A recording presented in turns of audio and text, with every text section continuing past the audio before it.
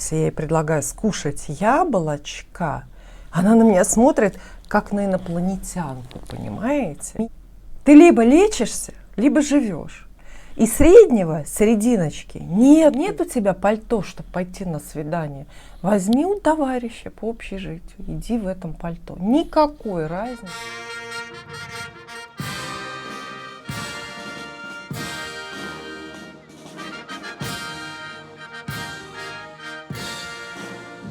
Здравствуйте, дорогие зрители, раки, любители Таро, любители знать будущее. Если вы хотите самую правильную, самую своевременную, самую честную информацию про ваш, только ваш июль, то вам сюда вы не ошиблись. Добро пожаловать на мой канал. Мы здесь гадаем на неделю, на месяц, ну и на разные интересные темы. Сегодня в фокусе внимания июль. Конечно же, для всех наступает этот месяц переломный для меня в каждом году. Чем интересен июль, чем он особенный? А все очень просто. Именно в июле нам остается до нового Рождества меньше, чем от прежнего, от старого Рождества. 20 июня случается летнее солнцестояние. После этого неизбежно нам природа, Вселенная, Солнце напоминают о бренности, о конечности нашей жизни, о скоротечности времени, которое нам отпущено на этой земле.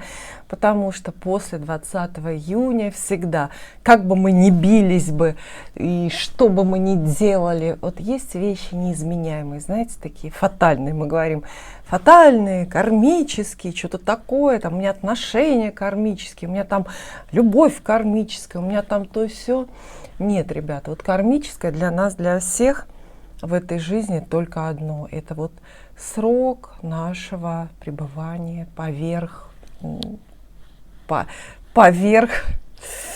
на поверхности вот этой планеты, да, вот сверху, когда мы, вот это карма, это фатум, это никак, увы, не изменить.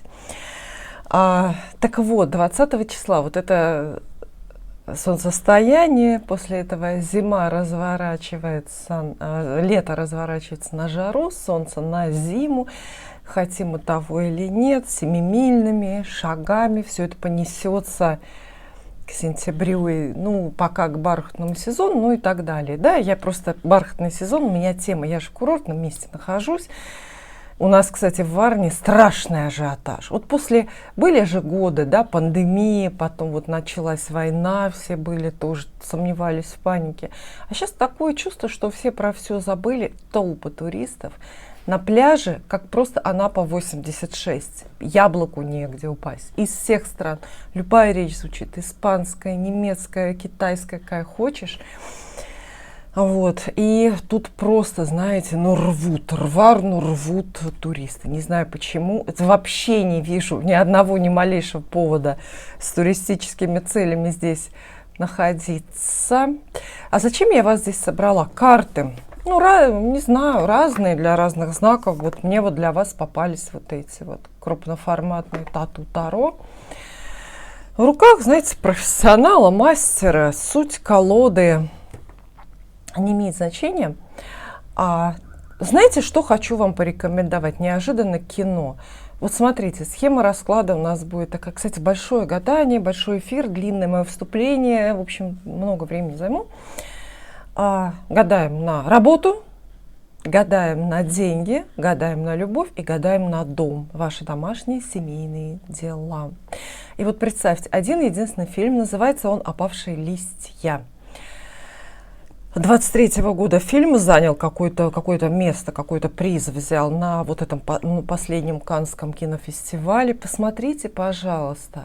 На минималках фильм снят, никаких эпических сражений, никакой массовки, никакой компьютерной графики, никаких вот этих вот масок чьих-то там на лицах актеров. Вот это я вообще все пока не понимаю и не люблю, да. То есть буквально, знаете, такое кино вроде бы, но он в жанре телевизионной постановки. Как помните, во времена нашего детства и молодости были такие телевизионные спектакли, показывали еще на черно-белом нашем Рубине. Вот он вот на минималках снятый, но вот смотрите, кстати, в моей речи сейчас будет много спойлеров, можете пропустить, если хотите кино, насладиться кином. Значит, первая работа, вот один всего лишь фильм, коротенький, маленький, но емкий, сообщает нам про работу следующее. Я карты еще не достала, но я начинаю как бы вам гадать, понимаете, да? То есть я начинаю свои какие-то выкладки делать не только для рака, конечно. Кино это я для себя посмотрела, и всем, наверное, знаком про это расскажу. Про работу. Кино из жизни финских пролетариев.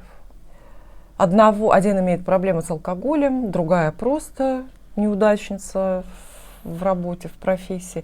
И вот их без конца отовсюду увольняют, не теряют работу, находят следующую, хуже и более малооплачиваемую. Это вообще не основной сюжет там, но все равно просматривается.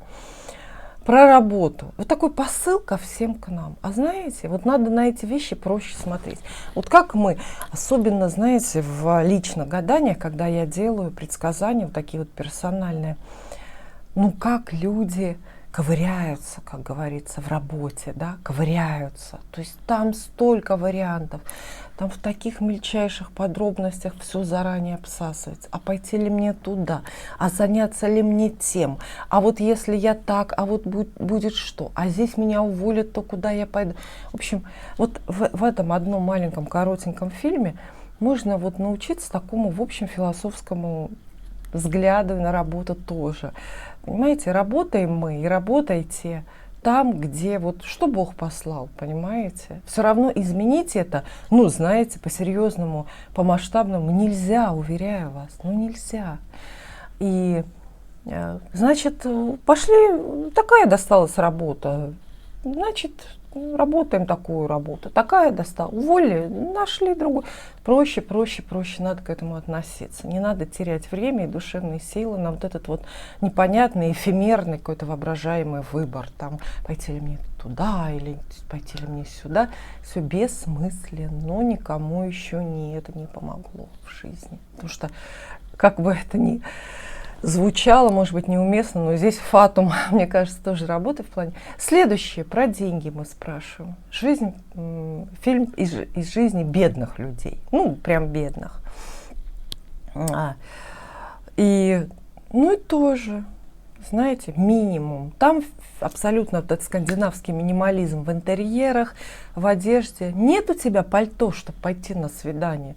Возьми у товарища по общежитию, иди в этом пальто. Никакой разницы. Что ты выбрал вот из этих вот 50 польт, прости господи, да, ты выбирал, там, выбрал, надел. Или вообще чужое накинул на себя. Никакой в жизни для твоего самоощущения, для восприятия тебя людьми никакой разницы нет.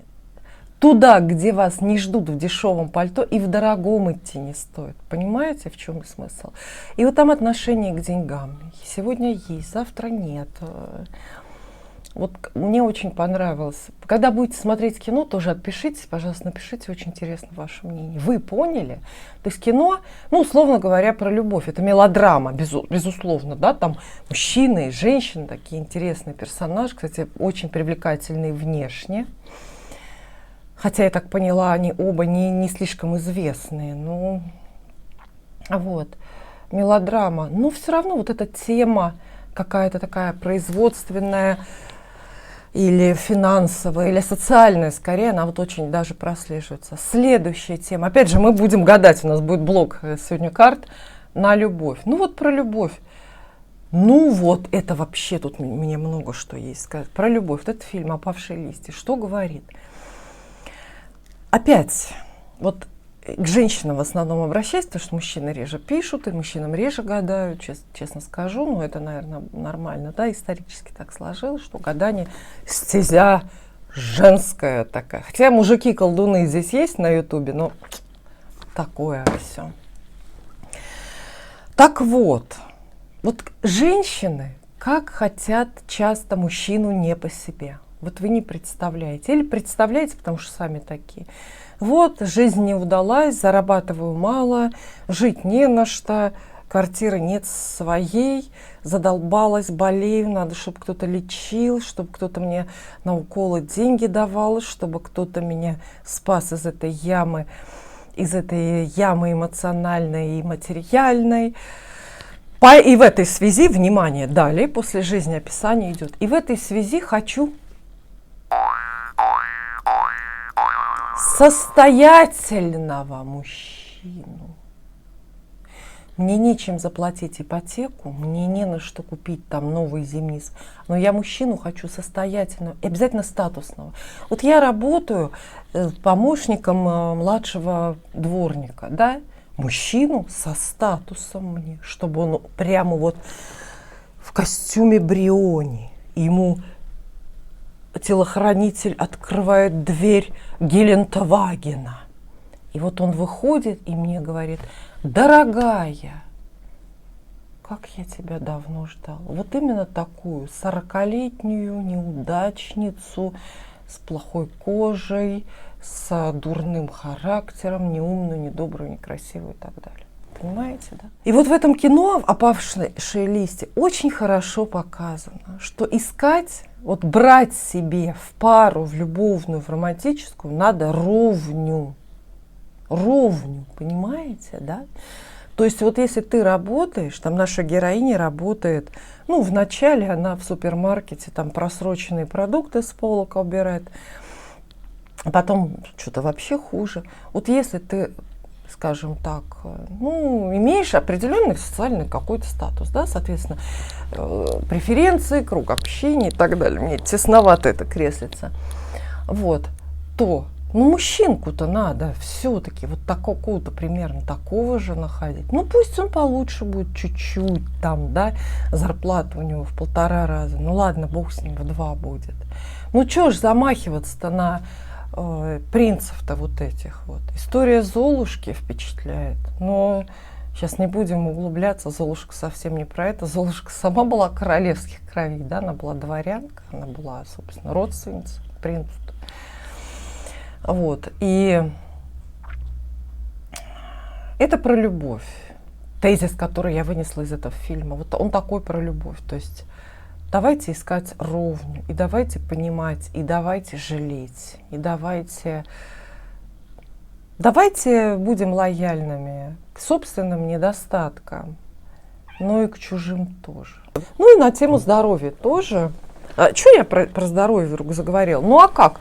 Тоже часто комментарии к видео идут, да? А что вы про здоровье не гадаете? А знаете, тоже кто-то сказал из великих, ты либо лечишься, либо живешь.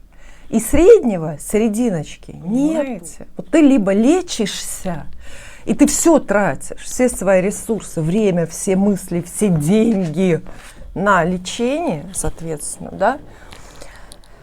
И ты становишься психопатичным обязательно. Понимаете, люди, которые вот ипохондрики, да, они же и психопаты непременно. Почему? Потому что уровень эмпатии, уровень соприкосновения с чужими эмоциями неизбежно снижается. Если ты все время слушаешь, какой у тебя пульс, какой у тебя сахар, какое у тебя давление, понимаете, ты других людей не замечаешь, ты все концентрируешь на себе. Кто бы что ни сказал, кто бы как ни выглядел, ты переворачиваешь, у тебя как выпукло вогнутое стекло, зеркало, ты все переворачиваешь на себя, понимаете, да? Вот, и поэтому ты либо лечишься, либо живешь. Либо живешь, ты не думаешь о здоровье, просто не думаешь вообще, не помнишь про это. Ты ведешь здоровый образ жизни, ну, то есть где-то на подкорке ты понимаешь, что не надо питаться только печеньками. У меня моя подруга, кстати, сейчас болеет, я на эту тему хочу выступить, кстати, болеет онкологией, всю жизнь питается только, внимание, печеньками. Почему? Потому что она их любит. Никогда под страхом, под дулом пистолета не съест сырой овощ, не сгрызет сельдерейчик. Яблочко, если я ей предлагаю скушать яблочко, она на меня смотрит, как на инопланетянку, понимаете? Как будто бы я ей предлагаю, вот знаете, вот коробку от колоды, от карт погрызть. Вот. Теперь вполне ожидаемый человек без желчного пузыря, человек без ну, каких-то хороших перспектив по ЖКТ, по крайней мере, по желудочно-кишечному тракту. Вот. В общем, давайте будем помнить, да, правила техники безопасности, правила выживания, в принципе. Здоровый образ жизни, достаточный сон, премного воды, свежих фруктов, забыть слово болит, болею и так далее.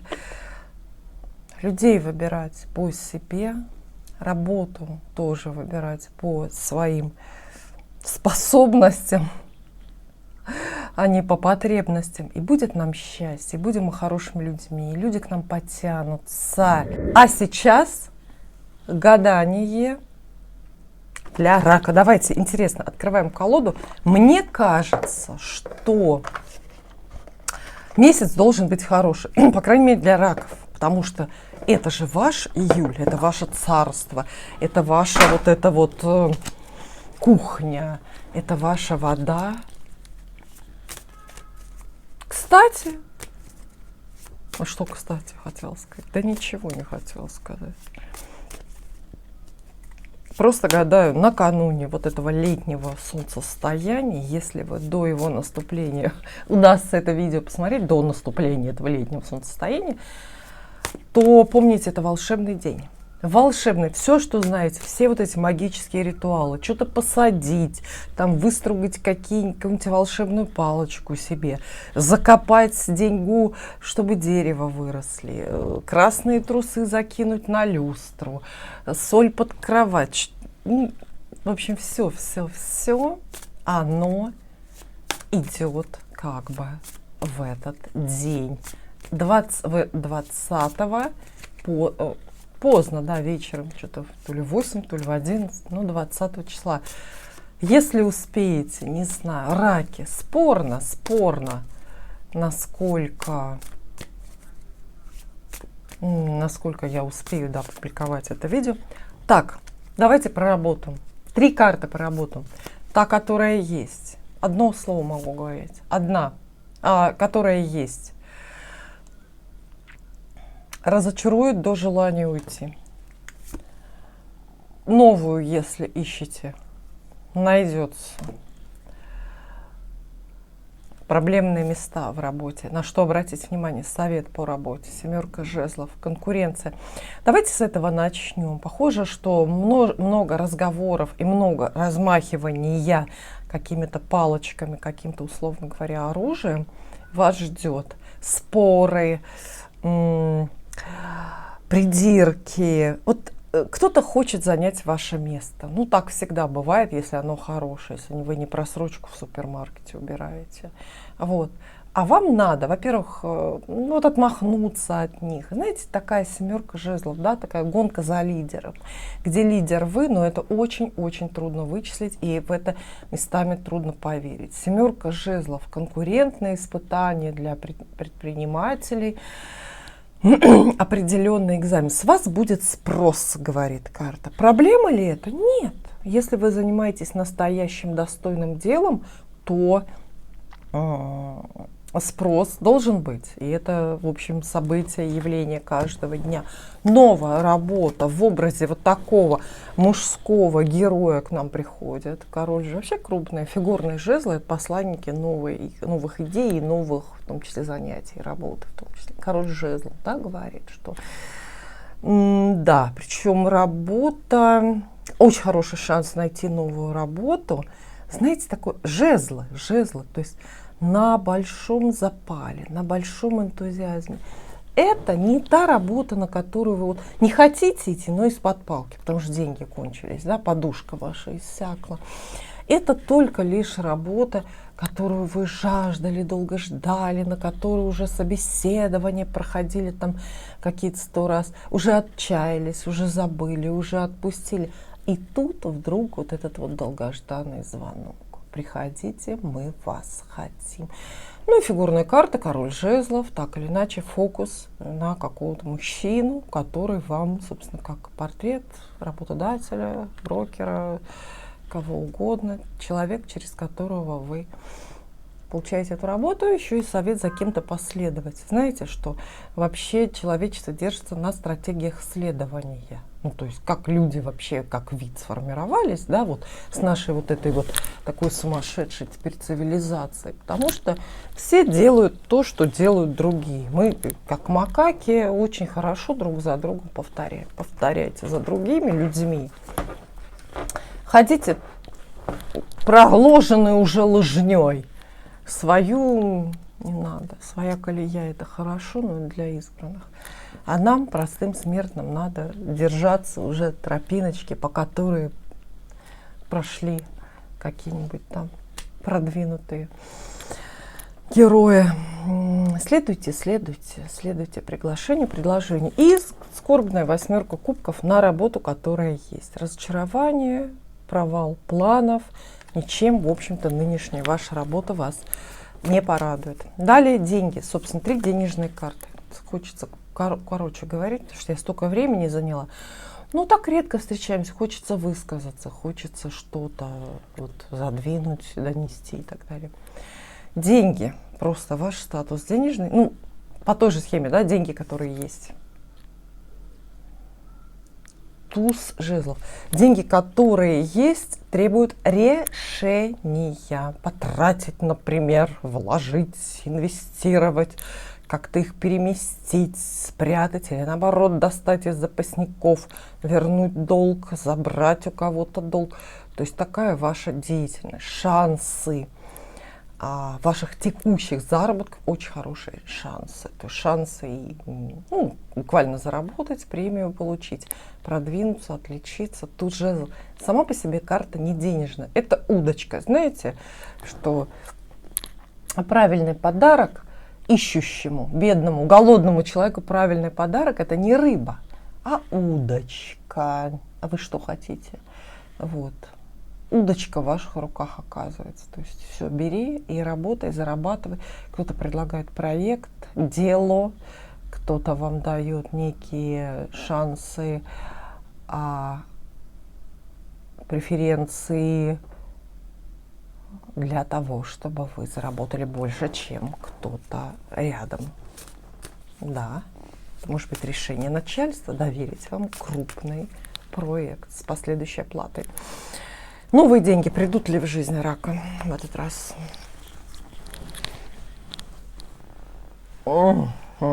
Семерка пентаклей. Хорошо заработаете, хорошо и сэкономите тоже, потому что новые, знаете, сэкономленные деньги — это как заработанные. Семерка пентаклей.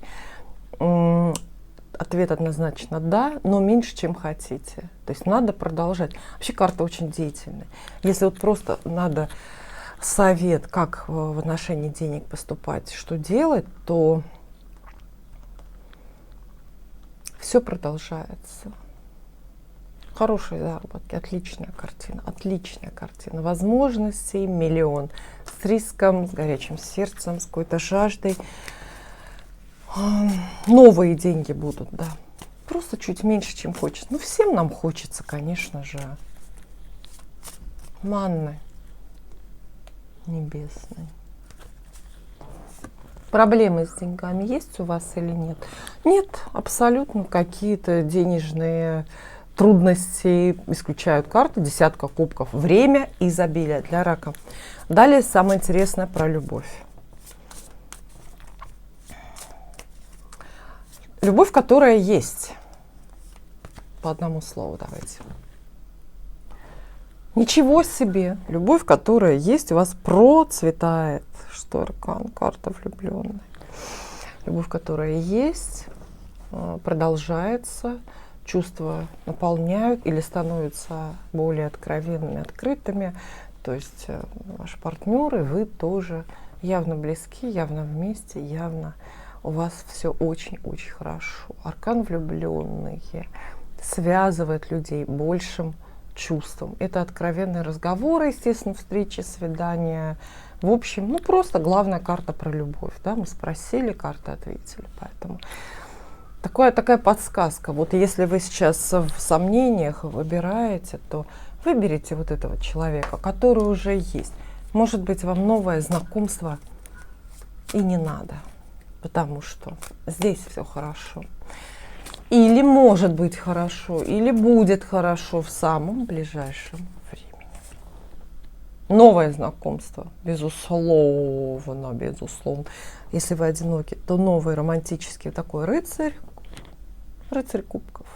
То есть буквально это новое романтическое увлечение для вас с взаимностью. То есть человек здесь рядом, оказывается, идет навстречу с романтическим интересом к вам. Что-то сказать про будущее, наверное, мы в рамках такого гадания не скажем. Но все-таки, да, шансы на новое романтическое знакомство очень хорошие. Ставку долгосрочную не надо делать, по крайней мере, изначально. Помните, в наших старых раскладах на неделю, вот мои старые подписчики, самые верные фанаты иллюминаты помнят, у нас была позиция «удаленный партнер». Очень актуальная тема. То есть любимый человек ваш, с которым вы в разлуке почему-то не можете договориться, не можете встретиться. Что с ним-то? Вернется бывший? Или так же все будет в бегах? Паш Пентаклей. Очень хорошие у вас шансы получить известие, весточку.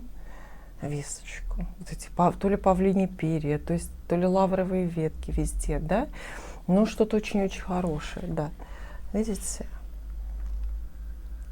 Не скажу, что прям восстанавливаются отношения с кем-то после разлуки, но все равно пажи — это информация, это слова, жесты встречи, это какая-то такая все равно вибрация. Что-то меняется, обновление идет. В отношениях идет обновление. Неплохо, хорошие шансы. На примирение века нет, но на то, чтобы хотя бы поговорить. И домашние дела. Давайте на домашние дела нам одна карта расскажет про домашние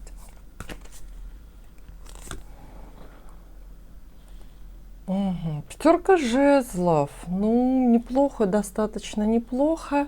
Карта более вам идет как совет. Вот попробуйте взять управление домашним бюджетом и вообще судьбой семьи в свои руки. Время ждет вашей правоты, ну не такой вот абстрактной, которую вы осознали и утаили, затаили, а прямо вот такой воинствующая пятерка жезлов, воинствующая правота. То есть вам задача июля, задача максимум, задача минимум в июле у вас дома кого-то в чем-то убедить. И здесь, конечно, очень большая амплитуда может быть. Там, знаете, убедить ребенка куда-то поступать или убедить мужа сделать ремонт, но это все мелочи. Может касаться это все каких-то масштабных вещей. В целом же карта описывает вам, обещает вам хлопоты по дому, хлопоты, связанные с родными, но это хлопоты с предсказуемым и благополучным результатом. Я благодарна вам за то, что вы со мной, за то, что вы верите моим картам и вообще слушаете меня, и мои философские мысли, и мои вот эти вот вступления к гаданиям. Не забывайте, пожалуйста, проявлять активность на этом канале. Поставить лайк, написать комментарий. А самое главное, если вы живете на территории свободного мира, пожалуйста, досматривайте до конца рекламу. Это очень помогает мне выращивать моих многочисленных кошечек, ну и помогает радовать вас далее качественным контентом.